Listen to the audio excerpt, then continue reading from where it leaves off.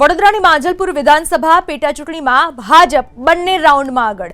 બે રાઉન્ડના અંતે ભાજપના ઉમેદવાર 3519 મતોથી આગળ। બે રાઉન્ડમાં કુલ 9309 મતોની ગણતરી થઈ પૂર્ણ। ભાજપના ઉમેદવાર સતીશ પટેલને બે રાઉન્ડમાં મળ્યા 6287 મત। કોંગ્રેસના ઉમેદવાર ભીખા રબારીને બે રાઉન્ડમાં મળ્યા 2768 મત।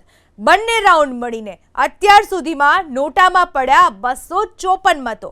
કુલ 19 રાઉન્ડમાં થવાની છે મતગણતરી। બીજા રાઉન્ડમાં ભાજપના સતીશ પટેલને મળ્યા 3109 મત। બીજા રાઉન્ડમાં કોંગ્રેસના ભીખા રબારીને મળ્યા 1230 મત।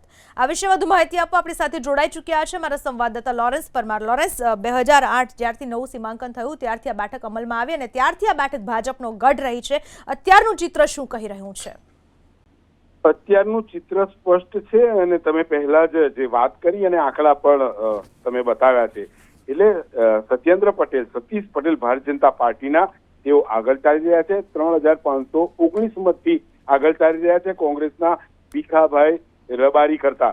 પ્રથમ રાઉન્ડમાં પણ ભાજપે લીડ મેળવી, બીજા રાઉન્ડમાં પણ ભાજપે લીડ મેળવી છે અને અત્યારે ભાજપ સતત આગળ જોવા મળી રહ્યું છે। સ્વર્ગસ્થ યોગેશ પટેલના નિધન બાદ પેટા ચૂંટણી યોજાઈ છે અને તેની અંદર ભારતીય જનતા માટે પ્રતિષ્ઠાનો જંગ કહી શકાય। સતીશ પટેલ તેના ઉમેદવાર છે તો કોંગ્રેસે પણ ભીખાભાઈ રબારી જે કોંગ્રેસ સરકારમાં ઉદ્યોગ મંત્રી રહી ચૂક્યા હતા આ વિસ્તારના છે, જ્યારે સતીશ પટેલને બીજા વિસ્તારથી માંજલપુરમાં લાવવામાં આવ્યા છે, છતાં પણ જે તે ભારતીય જનતા પાર્ટી અત્યારે સતત આગળ ચાલી રહી છે। કુલ 37.50% મતદાન થયું હતું, ખૂબ ઓછું મતદાન હતું। એટલે જે રીતે અહીંયા મતગણતરી ચાલી રહી છે 19 રાઉન્ડના અંતે કોણ વિજેતા થશે તે જાહેર થશે, પરંતુ અત્યારે ભારતીય જનતા પાર્ટી માંજલપુર વિધાનસભા પેટા ચૂંટણીના પરિણામમાં આગળ ચાલી રહી છે। જી, આભાર આપનો તમામ માહિતી બદલ। તો હાલમાં માંજલપુર વિધાનસભા પેટા ચૂંટણીમાં બે રાઉન્ડની ગણતરી પૂરી થઈ છે, જેમાં ભાજપના સતીશ પટેલ આગળ ચાલી રહ્યા છે। પેટા ચૂંટણીમાં ભાજપ ત્રીજા રાઉન્ડમાં પણ આગળ। પહેલા, બીજા અને ત્રીજા ત્રણ રાઉન્ડના અંતે ભાજપની લીડમાં મોટો વધારો થયો છે। ભાજપના સતીશ પટેલ આગળ ચાલી રહ્યા છે। ભાજપના ઉમેદવારની 5910 મતોથી અત્યારે લીડ। કુલ 19 રાઉન્ડમાં આ મતગણતરી યોજાઈ રહી છે, જેમાંથી 3 રાઉન્ડ પૂરા થઈ ચૂક્યા છે અને આ ત્રણેય રાઉન્ડના અંતે ભાજપના ઉમેદવાર સતીશ પટેલ હાલમાં આગળ જોવા મળી રહ્યા છે। ભાજપની લીડમાં આ મોટો વધારો, જ્યારે ભીખાભાઈ રબારી કોંગ્રેસના ઉમેદવાર ઘણા બધા મતોથી પાછળ છે। આ વિશે વધુ માહિતી આપવા આપણી સાથે જોડાઈ ચૂક્યા છે મારા સંવાદદાતા લોરેન્સ પરમાર। લોરેન્સ, હજુ એક પણ આશાનું કિરણ કોંગ્રેસ માટે દેખાયું નથી અને હાલનું ચિત્ર જોતા એવું સ્પષ્ટપણે કહી શકાય કે ભાજપ કદાચ પોતાનો ગઢ જાળવી રાખવામાં સફળ રહેશે ખરા?